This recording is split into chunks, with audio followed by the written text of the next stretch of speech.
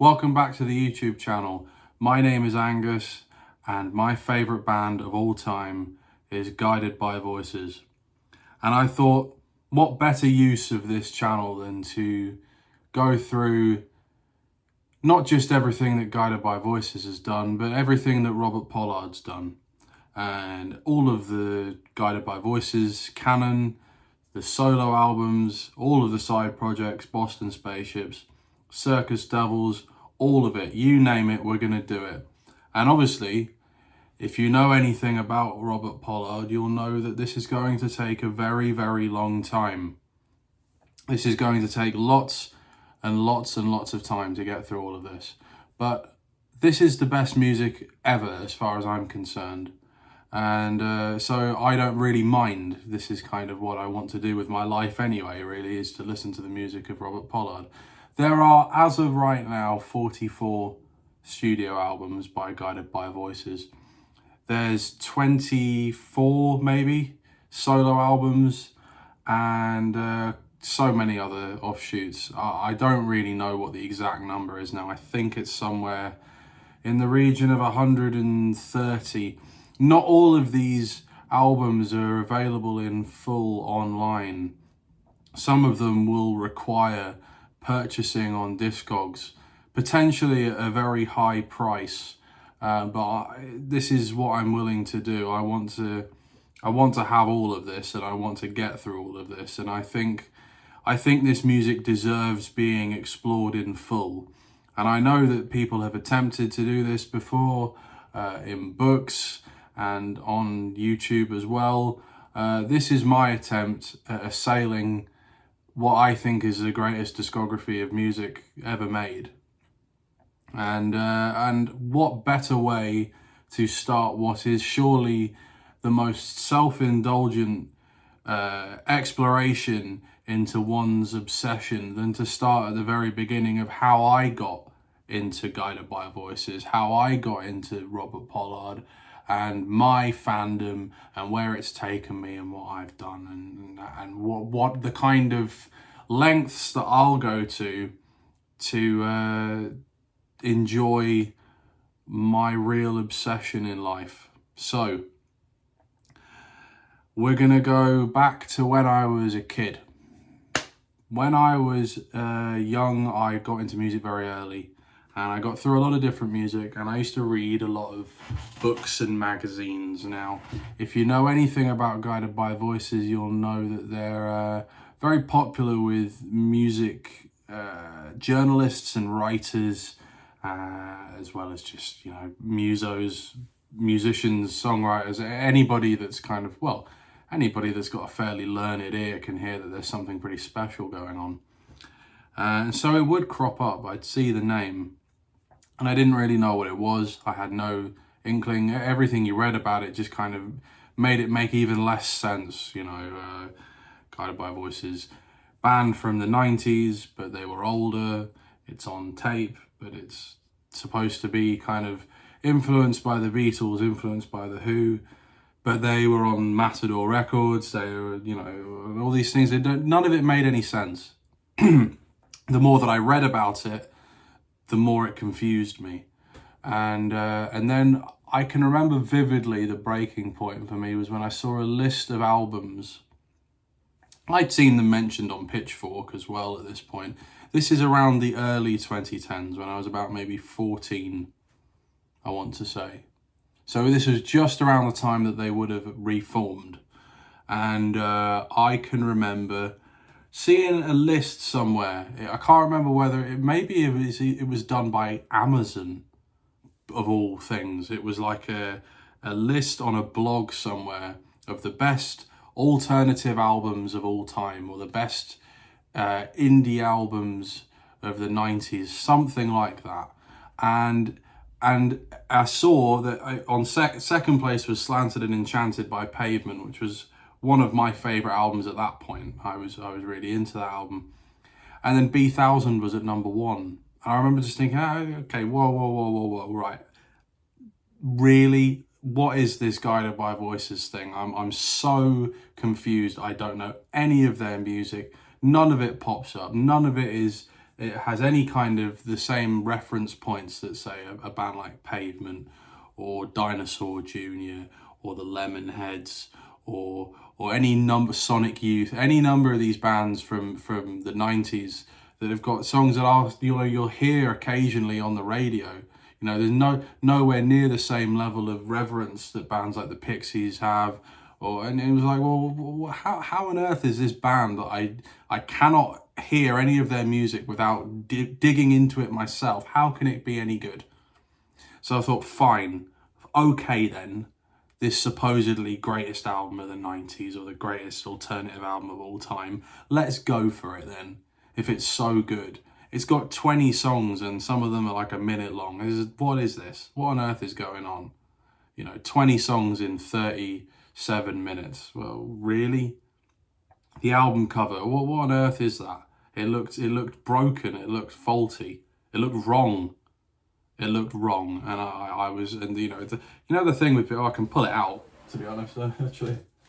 The thing with the B1000 cover is when you see it in big, it kind of looks quite nice. When you see it tiny, it just looks bizarre, because obviously it's mostly white, isn't it? It's a bit White Album-esque. But then this little picture here, and it's all cut up and the letters are the wrong way around. It kind of looks like word art or clip art, MS Paint, but obviously this was just before. If I'd have seen the back cover, it would have made even less sense. You know what I mean? This is actually it's got the gatefold on it. This repress. It makes it, the more you look at it, actually, the less sense it makes. You have no inclination, no way of knowing what this sounds like by looking at it. So good start, right? Then I started looking at the song titles. And there's the obvious one, track number 3. I was like, hang on a second. Track to what chain? Excuse me? And all these other ones are Gold Star for Robot Boy, Gold Heart Mountaintop Queen Directory, Kicker of Elves. What on earth are you going on about?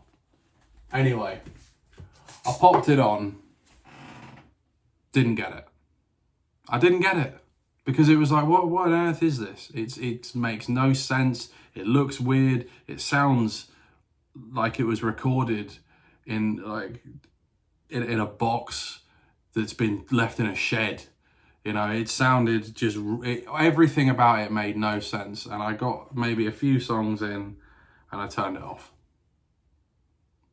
And I thought, well, I don't understand this. But because I didn't understand it, much like with the whole thing with Trout Mask Replica, because I didn't get it, it just lodged in my brain. Similar thing happened with The Fall, where I saw that BBC 4 documentary. I didn't understand it, but because I didn't understand it, I wanted to go back and try again. It's the chase is better than the catch kind of thing. Only in this case, of course, the catch was much better. So I kept thinking about it every few weeks or so. I'd put it on again. Still didn't get it. I'd listen to the same few songs every time, and I was just like, well, it's okay, it's all right. It started to grow on me a little bit.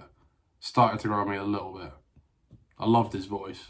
I always loved his voice from the moment I heard it. Started to grow on me. Every time I'd come back to it, I'd just listen to the same few songs. Maybe up to Hot Freaks every time, and then stop. And then one day, maybe about a year into this process, I thought, right, I'm not going to stop. I'm not going to just listen to the same first few songs, which I liked already by that point. I'm not going to listen to these few songs. I'm going to listen to the whole thing. I'm going to sit down, I'm going to listen to the whole thing. I had a really bad day. I was going through a bit of a tough time of it at that point in my teens, and not in a good way. And for whatever reason, I put it on, I sat through the whole thing, and I cried. Smothered in hugs, I started crying. And it's silly things, isn't it? Because I'd cry, one song would make me cry, and then the next song would make me laugh, and then the other song I'd be like, what on earth are they doing again? Like making weird, like Her Psychology Today. But Awful Bliss, I'd crying at Awful Bliss, crying at Peephole. You know, these songs just wrecked me. I just couldn't believe it. I couldn't believe how startling it was, how stark the emotions that it was bringing up within me. It was making me feel everything that I'd ever wanted to feel in music. And yeah, it did kind of remind me of the White Album. It did kind of remind me of Who's Next. I could hear those influences. It was like echoes.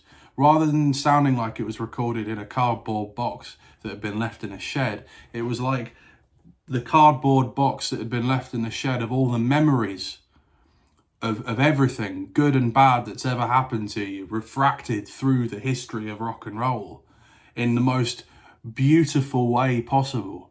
And I was just floored. And instantly they were my favourite band of all time.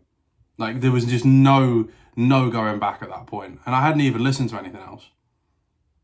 Which is why I always say, whenever anyone says to me, how do you get into Guided by Voices? I always say you've got to start with B1000 and then listen to Alien Lanes. There's no other way of doing it. Even though you could go from anywhere, those are the entry points. Because even if you don't get it straight away, it's the most stark and realized moment, because it has all of the lo-fi genius of that early period and all of these beautiful snatches of ideas. As I say, these like faded memories that feel grandiose, but because they're in such a lo-fi format, lose all of the pomp and circumstance and the kind of ridiculousness, pretentiousness of the 70s rock and progressive rock stylings, distilled down into this much more compact, much more direct, lo-fi, punk, post-punk, arty thing. It's just staggering. Even now, when I listen to B1000, which I still listen to it all the time, it just takes me back there instantly. I've probably listened to that album more than maybe anything else in my life. And it still makes me feel those same emotions because of the way that it's structured. And so after that, it was then like I just started listening to everything. And the more that I listened and the more, every album still gave me challenges. This was the great thing. This was what was so rewarding. It was the same with The Fall. And it was the same with Guided by Voices, where it was like there's so many albums and everything presented another challenge. Everything else is like, well, this one, do the claps. Well, it sounds like a pop record. It sounds like a really cheesy turn of the millennium pop rock album. But the songs are still incredible. You've just got to figure your way through it.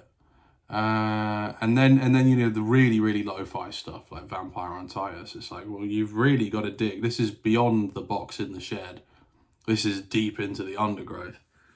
And then I started watching the live clips that are on YouTube and listening to live bootlegs and discovered this incredible live band in the process.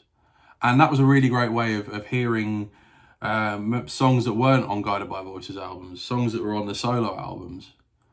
And then that's how I got into Speak Kindly, Be Volunteer, Fire Department, and Not in My Air Force, and Waved Out and Kid Marine, which are the kind of the starter pack for the solo stuff.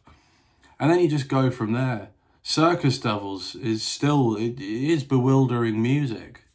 And there's so many different layers, so many different levels to all of these things that I just found it consistently rewarding. And then while this was all happening, obviously the classic lineup reunion was sort of falling apart. And then it ended, and then a couple of years where they did the Wicked Wiki albums, which are really underrated, and we'll talk about those. And then the new version of the band appeared, and then what an incredible time to be in my late teens, going into being in my early 20s, as they start putting out all these incredible albums. And then the last decade of Guided by Voices has been the most abundant. And it's been an incredible time to be a fan of this band. And it's like this little secret. Everyone knows it's never, these albums, there's no chance of them crossing over into the mainstream because they don't need to anymore. It's amazing to see a band and an artist like Bob find his niche and just work it it's brilliant. So many of these albums, last year's Thick, Rich and Delicious was just insanely good. Insanely good. So this band that just keeps giving, it just keeps rewarding you.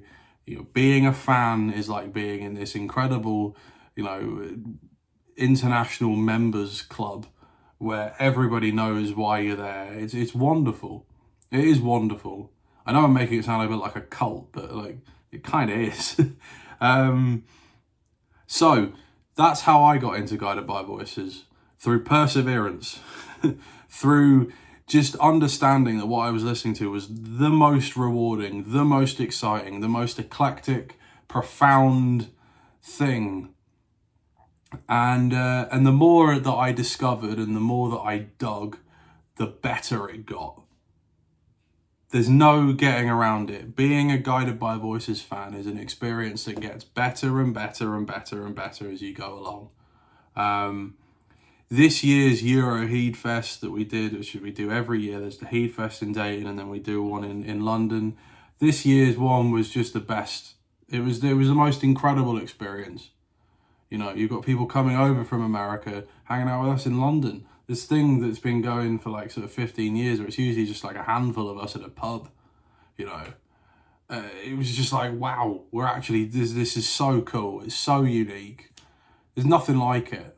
There really isn't anything like it in the whole world, being a Guided by Voices fan. So if you haven't heard this band, if you haven't heard of Robert Pollard, and this is your first time hearing about this, just buckle up.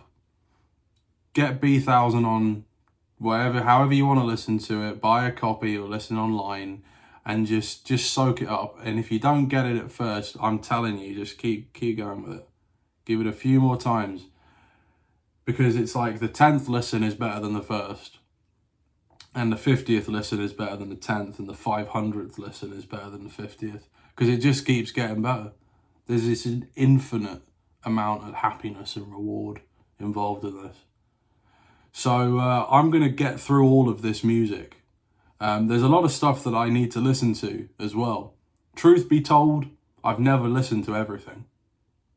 Some of it, as I say, isn't available online, but then it's impossible to get through it all. So I'm using this as an excuse to listen to the stuff that I haven't actually had the time to get around to yet.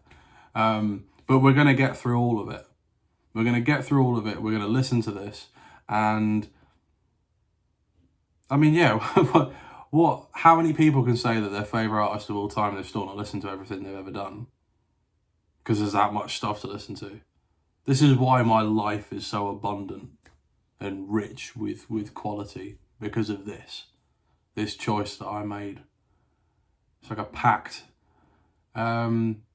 So, thanks very much for watching this video. I know it's been a bit self-indulgent. The rest of them will have a bit more of a form to them, and we'll get into why this music's great and what it is and what's on these albums and these songs and things, best live bootlegs I've found on YouTube and all of these other things. We're going to get through. We're going to have a lot of fun indeed. So enjoy, because I know if you enjoy it half as much as I do, then you'll have a lot of fun indeed. All right, thanks very much, and check out in the description the hat and the cameo and my TikTok channel with all of its frankly painful content at the moment, and I'm on Instagram as well. I hate plugging that crap. Anyway, have fun.